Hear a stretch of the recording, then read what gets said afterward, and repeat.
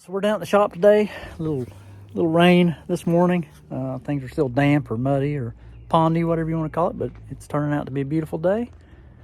And some things happened this morning. This got delivered this morning. Went about 2 years without anything to actually kind of groom the driveway. The Sani, I've been using it to kind of drag and push and with a dozer blade, which works somewhat. It doesn't do a real good job about tilling up the crusher run. So this will help out in that respect, and I'll also end up with a loader. This is kind of my dream setup at this point. I've got the excavator for backhoe type stuff. Got the tractor for material moving and grooming the drive. Anyway, stay tuned. I'm going to give you my first impressions of this machine.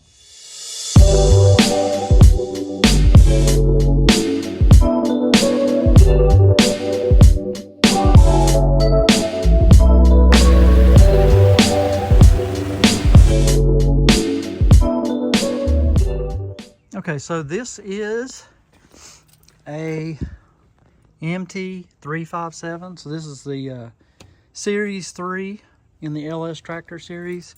I did get this at the same dealer that I bought all my Masseys from. They sell both style tractor. The Massey is obviously a lot more expensive than this. And I'm just using this basically for personal use around the house here. So I wanted to get something that, one, I said in my video when I bought the Sani, I would never buy another piece of equipment without a cab. So that is a cab. This particular machine is what they had in stock. I would have considered a smaller horsepower machine, but after running the numbers, this was a 57, which I think is the biggest for this 3 series. And there's just not a lot of cost difference. So I went ahead and went with a 57. One thing that did help me out, this is a power clutch model, which I haven't seen a lot of these on the internet. A lot of them are the H model, which is the hydrostat. This is a power clutch. Not to be confused necessarily with shuttle shift. So my understanding is basically you end up with 16 speeds. And it's not just that all 16 are synchroed. It's actually this power shift button, and there's one over there on that shifter as well. You can still use a clutch, and that's kind of what my brain is trained to do, is use the clutch. I've not gotten used to this. I've remembered it a couple of times, just moving it around. The machine has literally been out on the property maybe an hour, so take that into consideration. But in that hour, had no problems running the machine, moving from a hydrostat prior using manual operation. The Massey I had before the GC 120 or 1720 was a manual. The GC 1720 was a hydrostat. So kind of getting used to that. One thing I've noticed, brake and gas are kind of a little of cramped there. My feet have kind of figured it out, but I had a little trouble initially. Clutch is here. Just wanted to mention this is a Cat 2 machine and does come with bushings for Cat 1. So keep that in mind if you get one of these and you already have implements, that you're going to need a bushing set. It does come with a set. The big thing is to remember your top pin is probably going to need to be a different pin.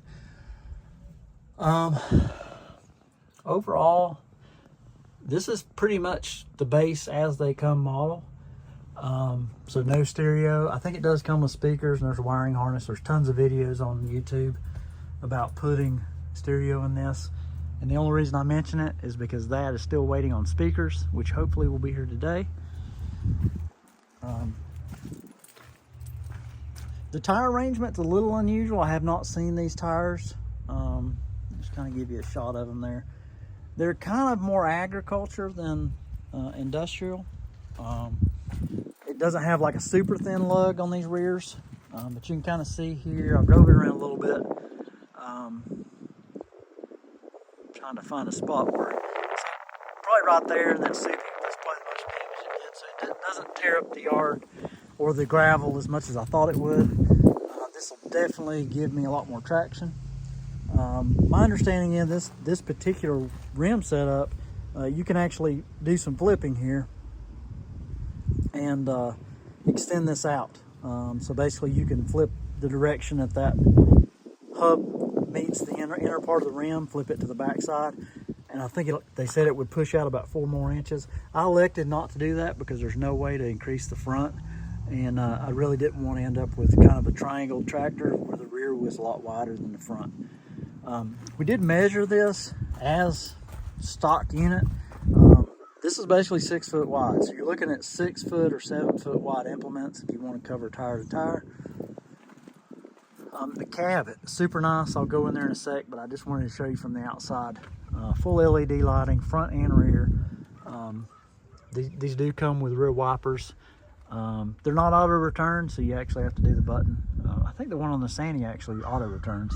But that, just sitting in it and backing up a few times, I would say this, because it's higher, even though it has a cab, that I actually have more visibility than any other tractor that I've operated, mainly because the operator comfort up there, it's a lot easier to get twisted around, and you can look out. Another thing I really like is this is all glass here, so you can look directly down from your seat and see your implement, what's going on to get hooked up, which is really nice.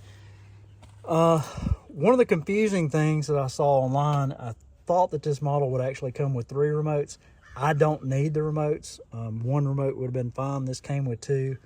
One, I think, is a dentent for it, basically goes open. The other one will spring back to center, and that's the config. So those are the controls for these remotes. Should I ever use them? I don't know that I will.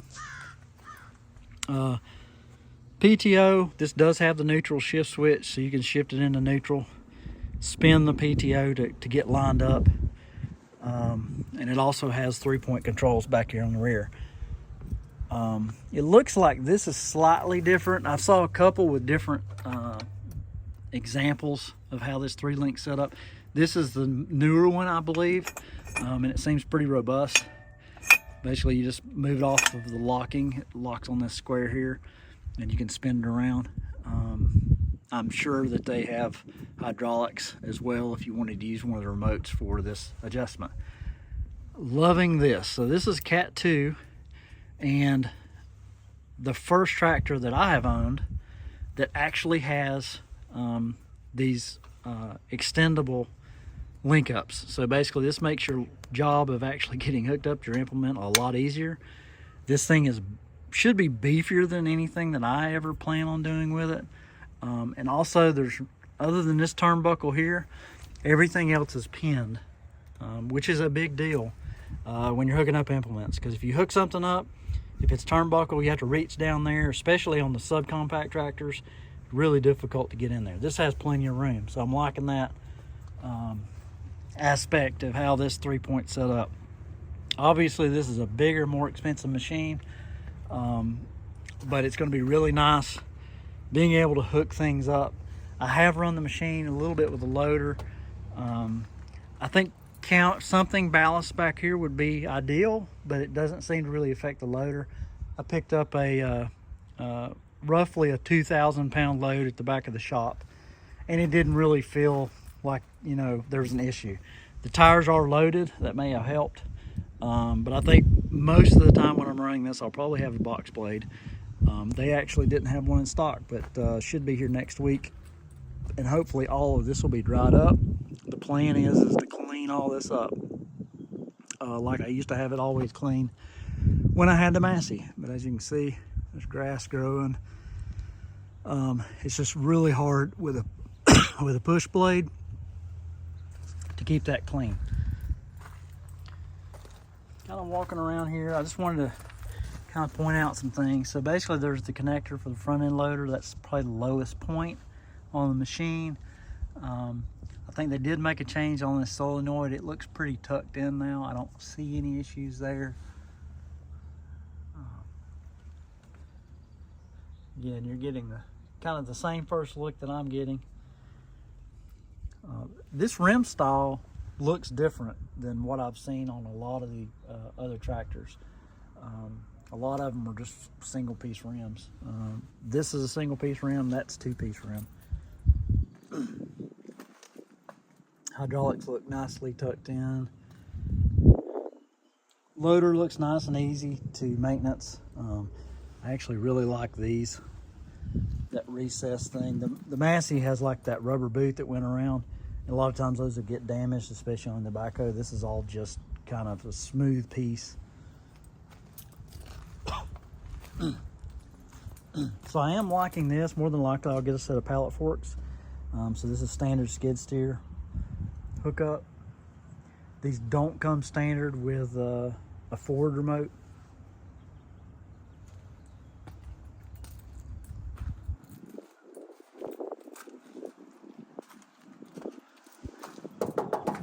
So metal,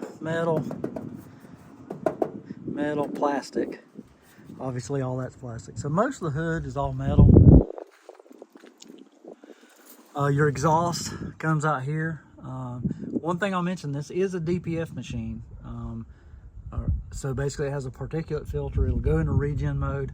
The name of the game on the regen is when it wants to regen, don't mash the regen button. Let it regen, let it get up to the speed it needs to get to and finish its regen. I'll have to be a little bit more mindful because of the power clutch. A hydrostatic, you're probably running at that RPM anyway. With a power clutch, you may not be running at that RPM. Kind of driving it around, knowing what I'm going to do, I don't think that's going to be an issue, because you do kind of want to rev the motor up some when, you know, pulling gravel with the box blade. And the gear ratios that I've kind of found that I think will work well, kind of get the motor in that 18 to 2200 RPM range. Really liking this. So this is a lot easier to take a 5-gallon race can full of diesel and fill that versus what I have to do on the Sani. So I have to climb up on the track on the Sani, open a lid, and lift the gas really high to get it poured in. This is kind of at a natural height where I think that'll be a lot easier to get filled. Some more shots of this side. Access on this tractor is way better on the passenger side than on the driver's side. So I'm going to crawl up in the cab here. Just going to give you some shots of kind of the first look of kind of what it looks like getting in. So it is air seat, air suspension. That seems to work really well. It has a lot of adjustments. Basically the seat, the back pivots, you can move forward and back.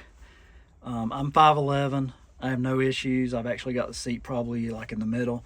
So if you were taller or shorter, you should have plenty of adjustment there.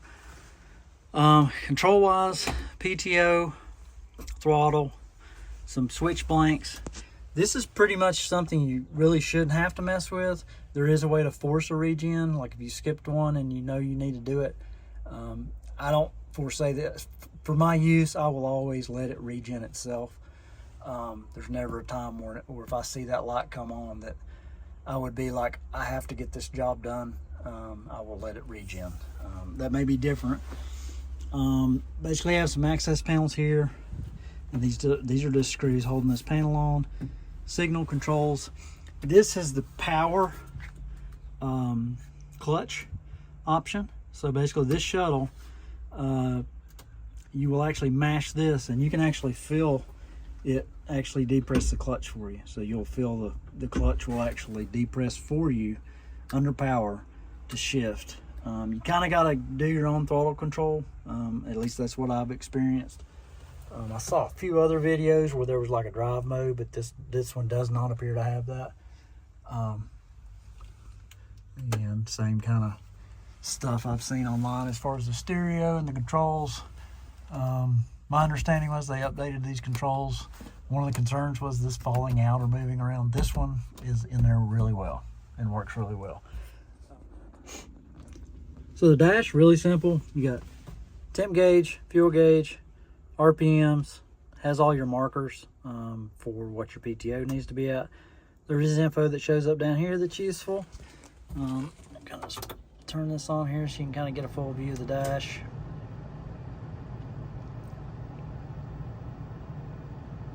So that's what comes up on mine by default. I'm sure you could probably change some of this, hours and battery voltage.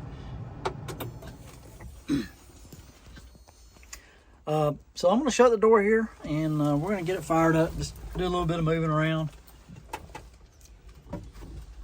Audio may not be as great as it was, just simply for all the noise.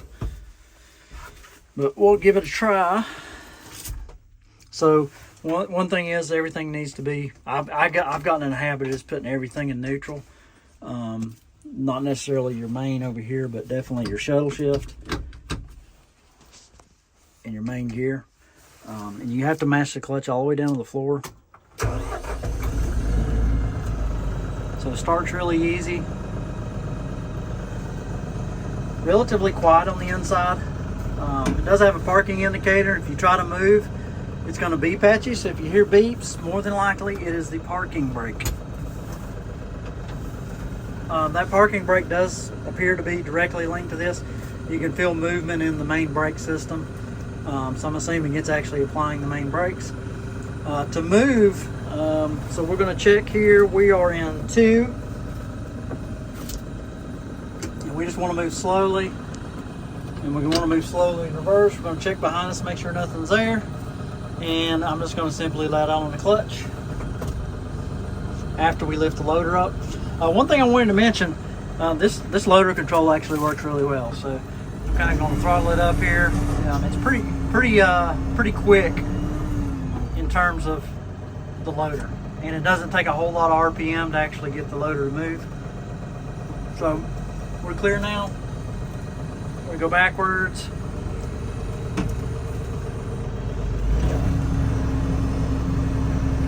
It's a nice direct engagement, unlike hydrostatic. A lot of folks prefer the hydrostatic for like mowing, etc. I think I actually prefer the shift for doing like grading and box blade type work. We'll see. So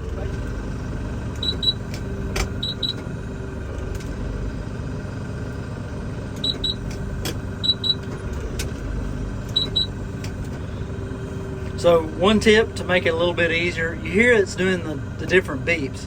So basically what you want to do is when you shift, hold, shift, release, release. That makes sense. So we're going to do the same thing here.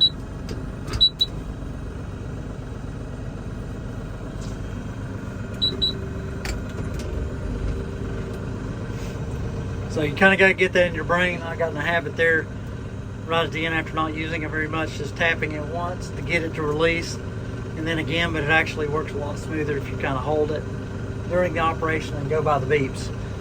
More than likely that's what the manual says, but I haven't made it that far yet.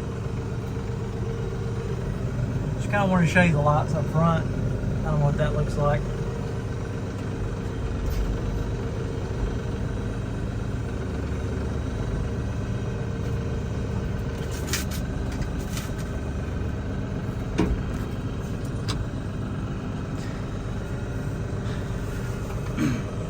Nice quiet inside. It's relatively quiet. I do have the AC on right now. It's on 2. Doesn't make a lot of noise. You really don't hear the AC till you get up into the 3 and 4. And the 4 is crazy cold. So I found that today, kind of on a semi-warm day, 2 seems to be very comfortable. Maybe on a 80, 90 degree day, you may be in that 3 to 4 range.